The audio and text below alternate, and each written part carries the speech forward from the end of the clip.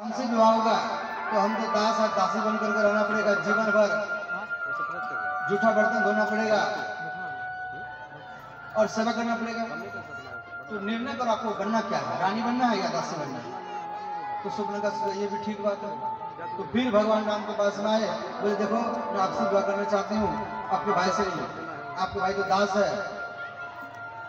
तो बोले नहीं नहीं, देखो हम तो पतिव्रता पुरुष है, हम एक नारी के सिवा दूसरा पत्नी नहीं कर सकते। हमारे भाई कुमार है, कुमार का दो अर्थ है, जो काम को मरता हो उसको कुमार कहा जाता है, और जो जिनका विवाह नहीं हुआ होता है तो उसको भी कुमार बोलते हैं। बोले हमारे भाई के पास में चले जाओ, आपका अच्छा पुण्य हो जाएगा। तो आप सपना का सोच लिए, तो दोनों भाई टाल मटोल कर रहे हैं। इनके पास में सुंदर स्त्री है और जब तक ये स्त्री रहेगी तब तक दोनों भाई उनसे विवाह नहीं करेंगे। तो सुपनखा उस सीता माता को उन्होंने झपटी, तो लक्ष्मण जी को भगवान संगत के लक्ष्मण, तुरंत लक्ष्मण जी क्या किए, फरसा से तुरंत सुपनखा का नाक काट दिए। नाक काटने का अर्थ समझ गए। आज जो आप लोग करते हैं प्रेम प्रसन्न प्यार, यही सुपनखा का लक्षण है उसके अंदर में। किसी को भी किसी से प्रेम कर लेते हैं, किसी से विवाह कर लेते हैं, कहीं भी कर लेते हैं, ना किसी से पूछते हैं ना किसी जांचते हैं। सुपनखा का अर्थ क्या है? सुपनखा, जिसका नख सूप के समान हो। स्त्रियां कन्या नख को बढ़ाती है, सूप के जैसा नख को बढ़ाती है। और स्त्री बाल बढ़ाएगी तो अच्छा लगेगा, स्त्री बाल बढ़ाएगी तो अच्छा लगेगा, परंतु नख बढ़ाएगी अच्छा नहीं लगेगा। कई स्त्रियां बाल को कटवाती है और नख को बढ़ाती है, कई कन्या बाल को कटवाती है नख को बढ़ाती है। आज एक कन्या को पूछ दिया कि आप बाल क्यों बढ़ाते हैं? बोले बाबा ये कट है। तो मैंने कहा कौन सा कट है? तो कहा हैप्पी कट है। और आप लोग ये सब करते हैं फिर। तो ये सब सुपनखा का लक्षण है। अब ध्यान देना, जिनके जिनके अंदर में, जिनके पास में है, समझ जाना।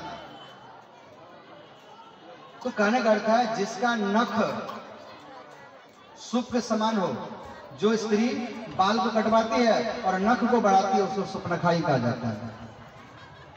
आप अपने अंदर परीक्षा कर लो आप क्या है।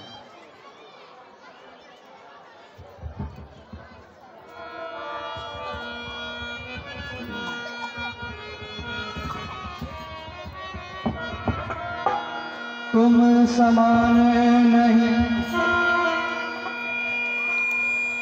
तुम सम पुरुषन मौसम नारी, यह संजोग विधि रचा पुरारी। सिया राम जय जय राम, सिया राम जय जय राम। मंगल भवन अमंगल हारी, द्रवहु सुदर्श रथ अजय रथिहारी। सिया राम जय जय राम, सिया राम जय जय राम। राम सिलाई और हाथ बढ़ने वाली सीता देवी।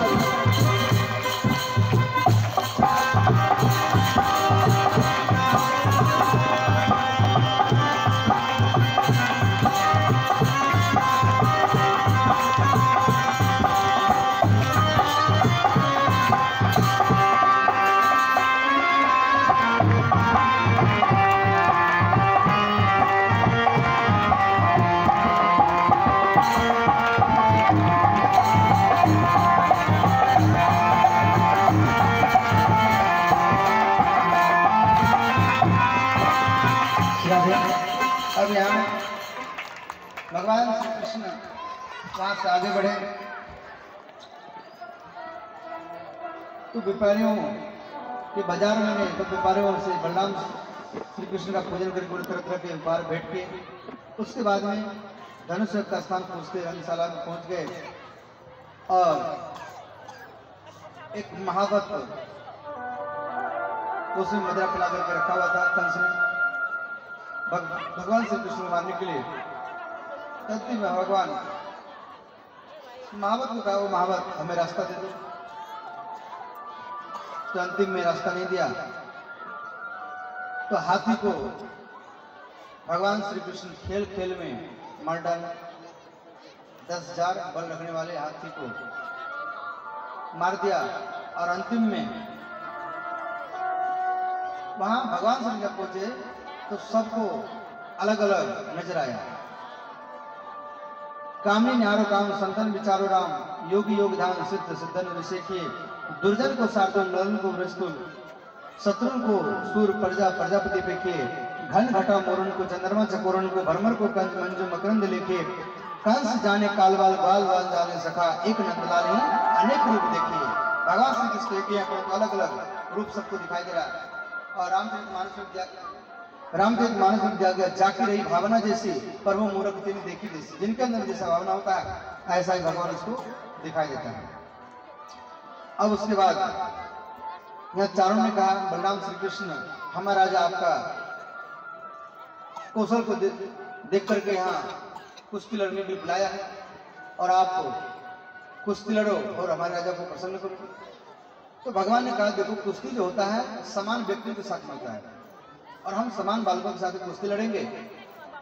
तो चारों ने कहा, ना बलाना किशोरत्म बलश्याम बलिनम रह। और यहाँ चारों ने कहा, तुम और बलराम ना बालक और ना किशोर हो, तुम दोनों बलवानों में श्रेष्ठ हो। अभी अभी 10,000 हाथियों का बल रखने वाले कुबल्या हाथी को खेल खेल में मार डाला है, और आपको यहाँ पर कुश्ती लड़ना ही पड़ेगा। तो अंतिम में भगवान कुश्ती लड़ने के लिए तैयार हुए। तो बलराम और श्री कृष्ण सल कुशल पहलवान है। तो अंतिम भगवान कुश्ती लड़ रहे हैं, तो कभी भगवान धक्का मारकर पीछे कर देते, भगवान को धक्का मारकर पीछे कर देते पहलवान से। ऐसे करते करते अंतिम में भगवान श्री कृष्ण के छाती पर प्रहार किया, परंतु भगवान उसके प्रहार से नहीं विचलित नहीं हुए, और अंदर देखते चारों के दोनों हाथ पकड़कर आकाश में घुमाकर भूमि पर गिराया। और मुष्टिक ने भी ऐसा किया। बलराम ने एक चोट में ही उनका सिर धड़ से अलग कर दिया, और बलराम ने खुद नामक पहलवान को खेल खेल में मार डाला। अंत में पांचों पहलवान जब मर गए, तो जो बचे खुचे राक्षस सब वहां से भयभीत होकर के भागे, और जो धनुष था वो धनुष को भी 2 टुकड़ा कर दिया। धनुष करवाया था। तो ये 2 धनुष है, एक ये भगवान शिव जी का धनुष है, एक धनुष जनक महाराज के पास में और एक धनुष कंस के पास में था। जनक महाराज को कहा गया था, ये धनुष को जो उठाकर 2 टुकड़ा कर देगा उसके साथ आपके बेटी का विवाह होगा, और कंस को कहा था, ये धनुष को जो तोड़ देगा उसी के द्वारा तेरा मृत्यु होगा। अब धनुष टूट गया। अब कंस भयभीत हो गया, और इतना भयभीत हो गया, नारद जी ने कहा था आपका काल जो होगा काला होगा, रात्रि में ये काला दिखाई देता है। कंस कहता था ये कृष्ण आ रहा है, जल्दी कंस भगाओ कृष्ण को। जब कंस को भोजन देता था तो भोजन में दाल, और दाल में आप लोग जीरा तेल में पका कर जब देते हैं तो वो काला पड़ जाता है दाल में। जब दाल देता था खाने के लिए तो कंस कहता था ये दाल में भी कृष्ण है, जल्दी दाल को हटाओ यहाँ से। इतना भय हो गया था इसके अंदर, कंस के अंदर में। देखो कंस भय से भगवान को याद करता था, और रावण अहंकार के साथ, और शिशुपाल गाली के बहाने भगवान को याद करता था। तो कंस एक बहुत बड़ा मंच बनाया था, और इनका ये सोच था जे कृष्ण और बलराम ऊपर चढ़ेगा, ऊपर से नीचे गिरा दूंगा, दोनों मर जाएंगे। तो अंतिम भगवान एक बार छलांग लगाए, 2 बार छलांग लगाए। अंतिम में कंस सोचा ये ऊपर भी आ जाएगा। तो इनका अंदर में सोच रहा है कृष्ण बलराम ऊपर आएगा तो मैं ऊपर से नीचे कूद जाऊंगा। और एक बार तो लगा छलांग, 2 बार छलांग लगाए भगवान, और कंस डायरेक्ट मंच पर से, बहुत बड़ा मंच था, छलांग लगाए नीचे, और भगवान श्री कृष्ण सारा ब्रह्मांड का भार लेकर कंस के ऊपर में गिरा, और कंस का राम नाम सत्य हो गया। बोले कंसंता भगवान की जय हो। कंस मरने के बाद में कंस के 2 पत्नी हैं, अस्थि और प्राप्ति। श्रद्धेय